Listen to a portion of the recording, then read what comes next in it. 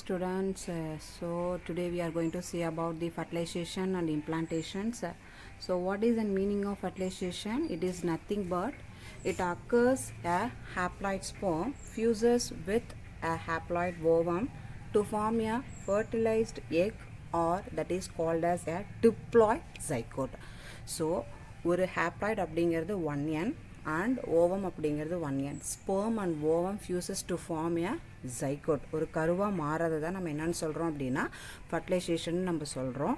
So இந்த 1n அப்படிங்கிற அந்த ஸ்பெர்மும் ஓவமும் ஃபியூஸ் ஆகி நமக்கு என்ன கிடைக்கிது அப்படின்னு பார்த்தீங்க அப்படின்னா 2n அப்படிங்கிற அந்த zygote, that is called as diploid zygote அப்படிங்கிறது நமக்கு கிடைக்கிது. So what is an meaning of capacitations? So it nothing but the sperm deposits in the female reproductive tract undergo capacitations. So this is called as a female reproductive tract.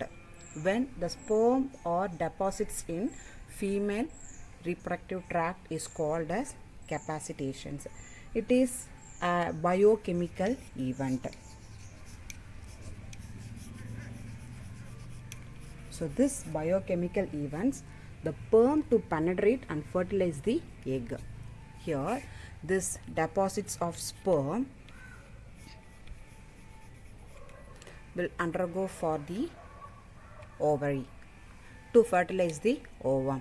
Yes, இந்த sperm வந்து deposit ஆகிறதுனால தான் இந்த sperm என்ன ஆகுது அப்படின்னா இந்த uterus வழியாவோ இந்த ஓவரிக்கு போய் இந்த ஓவமில் இருக்கக்கூடிய, அதாவது இந்த ஓவரியில் இருக்கக்கூடிய ஓவமை வந்து இந்த ஸ்பெர்ம் அப்படிங்கிறது என்ன பண்ணுதுன்னு சொல்கிறாங்க அப்படின்னா ஃபர்டிலைஸ் பண்ணுது.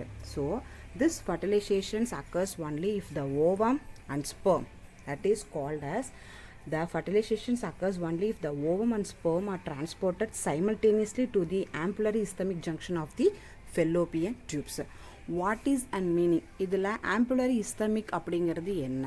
So this is called as the structure of an female reproductive part, that is a female reproductive system. So இதில் நீங்கள் பார்த்தீங்க அப்படின்னா இந்த இதை நம்ம என்னன்னு சொல்லுவோம் அப்படின்னா வெஜைனான்னு நம்ம சொல்லுவோம். இதுதான் என்ன அப்படின்னா ஓப்பனிங் ஆஃப் ஃபீமேல் ரீப்ரக்டிவ், அந்த ஓப்பன் ஸ்பேஸாக இருக்கக்கூடியது.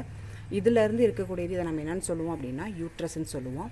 ஸோ இதில் நீங்கள் பார்த்துருப்பீங்க, இதை வந்து நம்ம என்னென்னு சொல்கிறோம் அப்படின்னா ஒரு பியர் ஷேப்டு, பேரிக்கா மாதிரி ஒரு வடிவத்தில் இருக்கக்கூடிய ஒரு pear shaped, inverted pear shaped அப்படின்னு சொல்லி ஒரு ஃப்ரூட்டை வந்து சொல்கிறாங்க இதனோட ஸ்ட்ரக்சரை.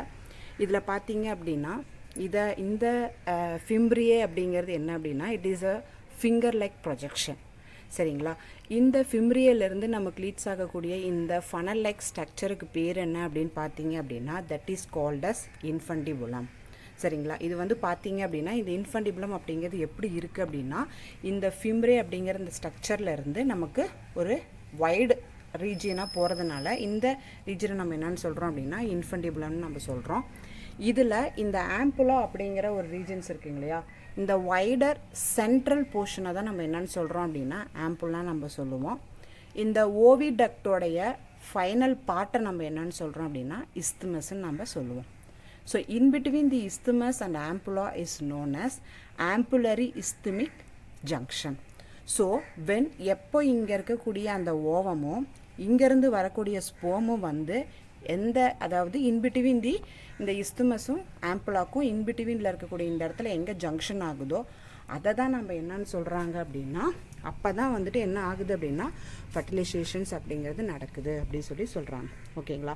So when the fertilizations occurs only if when the fertilizations occurs, that is an ovum and sperm are transported simultaneously. So here this sperm and here this an ovum simultaneously transported to the ampullary isthmic junctions of the fallopian tubes. So what are the parts of the present in the fallopian tubes means that is called as isthmus, ampulla, fimbriae and infundibulum. Okay, so என்னென்ன ரீஜன்ஸ்லாம் அதில் அடங்கியிருக்குன்னு பார்த்தீங்க அப்படின்னா ஒரு Fallopian tube அப்படின்னா அதை நம்ம என்னென்னு சொல்லுவோம், இந்த பியர் ஷேப்டு யூட்ரஸ்லேருந்து அரைஸ் ஆகி போகக்கூடியதாக என்னதை நம்ம சொல்கிறோம் ஃபெல்லோப்பியன் டியூப்னு சொல்கிறோம். இந்த ஃபெல்லோப்பியன் டியூப்ஸில் என்னென்னலாம் இருக்குது அப்படின்னு பார்த்தீங்கன்னா isthmus, ஆம்புலா, ஃபிம்ப்ரியே and that is an infundibulum. So அப்போ அந்த infundibulum அப்படிங்கிறது என்னது, a wider funnel shaped structure அப்படின்னு நம்ம சொல்லுவோம். அந்த wider funnel shaped structure of central portion நம்ம என்னன்னு சொல்கிறோம் அப்படின்னா ஆம்புலான்னு சொல்லுவோம். இந்த ஓவிடக்டோடைய எண்டு பார்ட்டை என்னன்னு சொல்கிறோம் அப்படின்னா இஸ்துமஸ்ன்னு சொல்கிறோம். இந்த ஃபிங்கர் லைக் ப்ரொஜெக்ஷன் நம்ம என்னன்னு சொல்கிறோம் அப்படின்னா ஃபிம்ப்ரேன்னு சொல்கிறோம். ஓகேங்களா. ஸோ அப்போது after the before a sperm can enter the egg, so here this an fertilization process. Before a sperm can enter the egg, it must penetrate the layers of granulosa, that is a follicle cells. Here இதில் பார்த்தீங்க அப்படின்னா இந்த sperm என்ன ஆகுது அப்படின்னா இதுலேருந்து தான் entry ஆகும். ஸோ இதை நம்ம என்னன்னு சொல்கிறோம் அப்படின்னா ஃபாலிக்கல் செல்ஸ்ன்னு சொல்லுவோம். இந்த ஃபாலிக்கல் செல்ஸுக்கு இன்னொரு பேர் என்ன அப்படின்னா கிரானுலோசான்னு நம்ம சொல்கிறோம். ஓகேங்களா. ஸோ இந்த கிரானுலோசாவில் இருந்து அதுக்கப்புறமா around the ovum forming the corona radiata. So இந்த ஸ்பெர்ம் எல்லாம் உள்ளே போகும்போது இந்த லேயர் என்ன லேயர் அப்படின்னு பார்த்தீங்க அப்படின்னா that is called as zona pellucida. So இந்த லேயருக்கு முன்னாடி இருக்கக்கூடிய இந்த லேயரை நம்ம என்னன்னு சொல்கிறோம் அப்படின்னா corona radiata. So this protective layer of the ovum. So this is a structure of ovum. This structure of an ovum is protected by a layer is called as zona pellucida and corona radiata.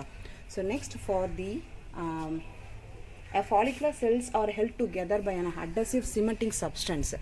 So that is called as hyaluronic acid. Hyaluronic acid. And the agrosomal membrane disintegrate releasing a proteolytic enzymes that is called hyaluronidase.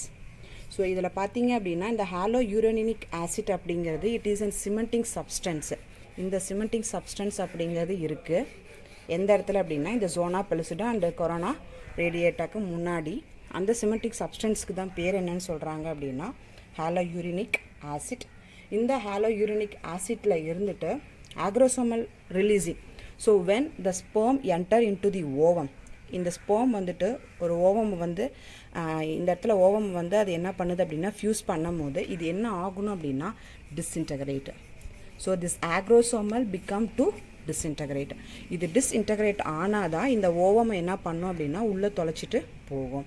So அப்போ disintegrate ஆகும்போது ஒரு proteolytic என்சைம்ஸை release பண்ணுற அந்த என்சைம்ஸ்க்கு பேர் என்ன அப்படின்னா ஹாலோயூரினிடேஸ். சரிங்களா. Next step என்னன்னு பார்த்தீங்க அப்படின்னா this fertilisation is accomplished, that is an cortical granules. So from the cytoplasm of the ovum form a barrier called the fertilization membrane. So இதில் பார்த்தீங்க அப்படின்னா இங்கே பாருங்கள் இந்த இடத்துல ஒரு லேயர் இருக்குங்க இல்லையா, இதில் பாருங்கள் டாட்டாக இருக்கு இல்லையா, இதை தான் நம்ம என்னன்னு சொல்கிறோம் அப்படின்னா கார்டிகல் கிரானியூல்ஸ் நம்ம சொல்லுவோம். இந்த கார்டிகல் கிரானியூல்ஸ் அப்படிங்கிறது cytoplasm of the ovum from a barrier of the fertilization membrane. இது என்ன பண்ணுது அப்படின்னா ஒரு ஃபர்டிலைசேஷன் மெம்பரினை வந்துட்டு ப்ரொடியூஸ் பண்ணுது. இந்த ஃபர்டிலைசேஷன் மெம்பரினால் நமக்கு என்ன use, what is and uses of fertilisation membrane around the ovum preventing further penetrations of the other sperm, that is called as polyspermy.